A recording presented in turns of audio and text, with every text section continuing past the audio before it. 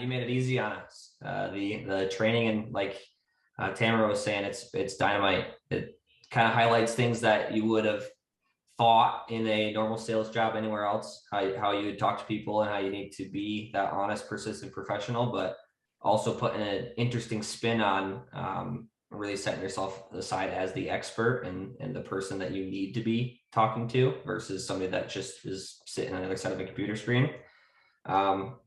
Yeah, it's, as far as the program goes, the most of my sales have been just referring through my own network using the procedures and the illustrations and the programs that you guys have put together for us. Because before we were trying to sell a product that we knew it was better, but it was hard to paint the picture and show that it was better than the status quo. And telling in pictures versus telling in words is super powerful. So we've been able to use those presentations and really kind of hit home the main difference between the status quo and the TFRA. So thank you guys. So that's cool, man. A lot of your early momentum is taking the training and the tools and applying it to an existing, pipeline of opportunity that you've already been developing prior to joining us, and you've been able to maximize those existing leads you had and communicate in a more compelling way that the light bulb goes off that was on in your head, but you just were unable to kind of get them to see the same thing prior to presenting in this way. Is it? Did I recap that right? Yeah, you hit it perfectly. Most of the existing pipeline was actually all of my older brother's buddies. We have a 7-year gap, and I was always the little brother, kind of hanging out, playing sports with them, and was kind of look at like the lower man of the totem pole. And now we're bringing this. Here's how you can make 50% more income in retirement. Now it's, well, what is he actually said something that's worthwhile to me, and I'm gonna sit there and listen to him. So is that the primary like opener for you? Because I'd be interested. I think many people, it's like, how do you go to your network and not be pushy? Pushy, but also just be intriguing, be different, and get somebody who often, a lot of times when people are relying on your network, they're the younger. And then we're talking about financial and retirement and planning, which is a thing of aging. And so there's this quandary, at least in the mind of a prospect, potentially, what is this young person going to do to help me with this? And we paint all those notions with our own, onto our resistance to kind of reach out and connect. So for you, what is the breakthrough in approach that gets them to be intrigued and kind of lean in and kind of look at you differently? Is it just as simple, hey man, I would love to say, or is there a little bit more to it than that as far as like how you approach people that are in your network? Yeah, most of it's, I like to tell stories, and I like to paint pictures with words. So my family actually did really well growing up. I was upper middle class, and my parents were able to kind of put us through private education. We were able to go and do luxurious vacations and stuff. And now that they're getting ready to retire, they don't really have anything to sit on because they weren't being proactive. So I like to, especially with my personal network, explain, yeah, you saw how I grew up, but now look at where my parents are at versus where they could be if you were to take a little bit of this piece of the pie. You can still go have fun with it, but plan for the future. There's nothing that you want to see less, nothing that you want to avoid more than being financially ruined and having to live off of just Social Security that might not even be there, or live off of something that if you're not planning for the future, nobody's going to plan for you. So it's kind of getting that wheel spinning. And then again, it's using you guys, you have this already. You're a doctor, or you're a physical therapist, or you deliver furniture, whatever. You have your expertise. This is my expertise. And if you want my help, I'm happy to help you out. I approach it as I care about you individually, and I don't care about the money that I'm going to make off of you. It's more of a here's how I can use my skills to help you and help you make sure that you don't fall into the same trap that our family has fallen into. So love that. And so you basically just open and say, hey man, I don't know what you're doing, but I'd love to help you. This is my expertise, much like you're an expert in, and I would come to you if I was concerned with X, insert there, sure. Area. Yeah. It's funny. A lot of them are just having a couple soda pops, and you get talking about random stuff. Yeah. And the last one of the guys, one of my big cases, we were down at the Daytona 500 and just sitting around a campfire. Had a couple of drinks, and he said that he needed life insurance. And I said, well, what are you doing for retirement planning? He said, why are you asking me that?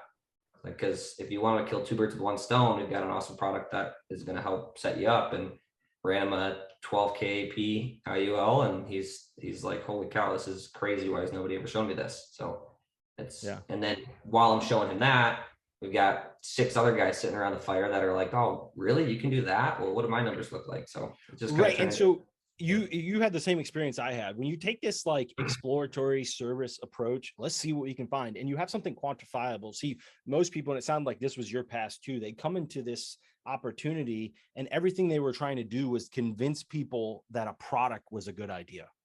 Right. They're trying to explain a product. Yep. And here we uncover a problem, and then we get to say, hey, listen, I have a really cool way to solve that problem. And it's amazing. It sounds like it's happening to you, which is really what I'm getting at, is that, man, when you take that approach, the amount of referrals that you get, it's awesome. Yeah. You know, the fact that, because it's like people refer because of one primary thing: status. When you can give somebody status by referring you, and one of the best ways to have status, to trade on status, is to deliver a secret. And just for you guys, for everyone listening in, hopefully this is valuable, is what we do is like, you want to remove all complication. Like a lot of times, like we wrote a 12K AP case, and then that we got 2 referrals. One was a 6 AP. The other one's probably going to be a 6. So 12 turned into 2 other 6s. And what you do at the end is like, hey, do you know anybody else that has had the same feelings that you did going into this process, which is they're just unsure where they're going to wind up in retirement? Do you know anybody else who might be in that situation that we could just simply take them through this process? Not to sell them anything, just to give them the same clarity that you have. And when you ask it that way, the prospect gets to just give somebody status by, hey man, I have this, like this, they take you through this process. Like, it's amazing. If they can help you, great. If not, you know exactly where you're going to be. You know, you'll actually see the future. It's really quite special. And the reason I try to simplify it, and you want to explain people what they're referring to, because otherwise they're going to try to explain what they said yes to. That's not going to work. You won't get referrals. You want to simplify it and say, hey, listen, you should just get on and he'll run your numbers. I just say, hey, refer him to the calculation. Hey, he's just going to calculate your numbers like he did for me. We found an opportunity and he implemented something that increased my income by 20%. That's all. That's the only story you have to tell people. Do you know anybody that story would be meaningful and they might want a similar thing? Yeah, great. Who are they? And you want to remove the pressure and remove the responsibility. I said, what makes it easy for you? Do you want to just give me their information now? Do you want to make an email introduction? I want this to be as painless as possible, because all I want to do is see if I can help them too on your behalf. I got them their number right now. Great. Have you already spoke to them? Yeah, they're expecting your call. Great. What are their information? We called them both. We had meetings that week. One of them closed the following week, and the other one, after they heard about the first and the second, they're like, hey, I need to get back on the phone with you. I got to do what they're doing. You know, it's an amazing process. And if you do this right, it should compound in referrals. It's quite amazing. And that's so cool that it's happening for you too, because now you have this value proposition that reveals the opportunity, and you don't have to try to convince somebody in advance of them seeing it. Right. You know, so pretty cool. Well, I'm excited. Are you seeing somebody, obviously selling to cold leads is there's a bit more of a cycle and developing the trust and stuff like that. You're seeing some momentum, from your pipeline as well? Yeah, I've got a couple of guys that have been through underwriting now. One of them just got approved today, and he wanted to rerun through and kind of finalize things on Monday next week. And then I've got one presentation tonight that she was totally all ears. She's been doing a good job as far as saving. She's planning for her kids' college tuition. And it's interesting that I picked up today. You had mentioned savings account is kind of losing money due to inflation. And I hadn't really had that perspective before until today. So she's putting money away into savings and just letting it sit there.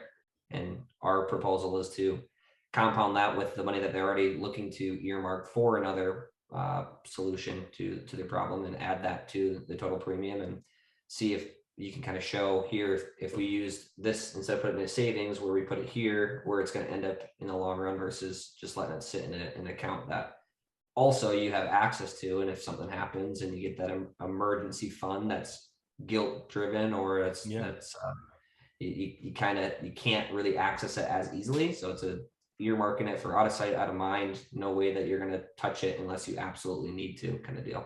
Yeah. Yeah, I agree. I call it automate your discipline. You just make it kind of out of sight, out of mind. So a couple of fun. What is it, how long you been with us, and total, like how much have you written so far with this system? So I'm 4 weeks in. I've got 32,000 something in premium issued already, premium written. So it's awesome. I just closed 2 deals that finalized. They finally were able to grasp the idea of the IUL versus just life insurance today for the 5th conversation, but sometimes they take a little bit longer. And this is why it's so valuable to make sure you stick with them. You don't try to delegate the application to them or to somebody else on the team, because that's happened to me. I'm like in the application, we're having all these health questions. You're like, wait a second, I already have life insurance. I'm like, right. Yeah. So let me explain this to you again. I pull the slides back up. I re-go through. I was like, first I say, no, we're doing the same thing that these guys did. And I say, just like, the coach and this and this, and we're using the same type of setup. Yeah, life insurance is a part of it, but that's not the goal. Remember? And then I go back to the illustration. This is the goal. Life insurance makes it into a protected tax-free shelter. And so you get the benefit of life insurance, but we're really more focused on the value we're accumulating so that we can have a tax-free income. Does that make sense? Yeah. Oh, okay. Yeah. Okay. I get it now. Right. Have you ever had diabetes? And just continue down the application. So who do you work with IMO wise? So we are with a couple of them. The brokerage I work with is called Security Benefits Center here in Grand Rapids, but our IMO is IMS. Oh, okay. Inc. Yeah. Curtis in the gang.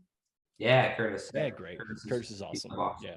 He's a good dude. Well, dude, I'm so I'm honored that you took the awesome. Made the decision to work with us, and I'm glad to hear you're creating such amazing momentum, and man, if we can help you in any way, just don't hesitate. If you're looking at any interesting cases and you want to bounce ideas, like it's always exciting. Yeah, it's funny. I fielded a phone call yesterday, and the guy was like, "Hey, I know you weren't expecting my call, but I was just with a sales guy from Juicebox, and he told me that he had your name pop up on one of the slides, and he's like, I found you on LinkedIn. Is it okay if I ask you about the product?" And I selfishly wanted to be like, "No, it stinks, man. Like, don't take my territory. You're in Michigan too." But at the same time, I knew that we spoke for an hour, and he was, I kind of showed him for an hour, man. You're not supposed to be doing our job. I apologize. Yeah, right. No worries. Appreciate that. It was right at lunchtime, so I just eaten, and I wanted a second to kind of digest. But yeah, it was funny. He was Michigan like, is closed. He can't get into Michigan. You're protected, man. Perfect. I just pulled Maybe he was the last one. Maybe he was the last one. It was, like I said, it was maybe a couple days ago, 2 days ago. But yeah, he's like, I've been doing this for a long time, and he's like, I haven't really had success with online leads, and I just wanted to see. He's like, I wasn't going to sign up for anything unless I spoke with somebody directly that has been doing it. And I tossed him the good word, shared the good juice, and I'm sure he's the good juice. He's probably signed up by now. That's awesome, man. I appreciate that. Yeah. And don't mean to burden you with that, but thank you for giving your honesty. Doing the extra mile.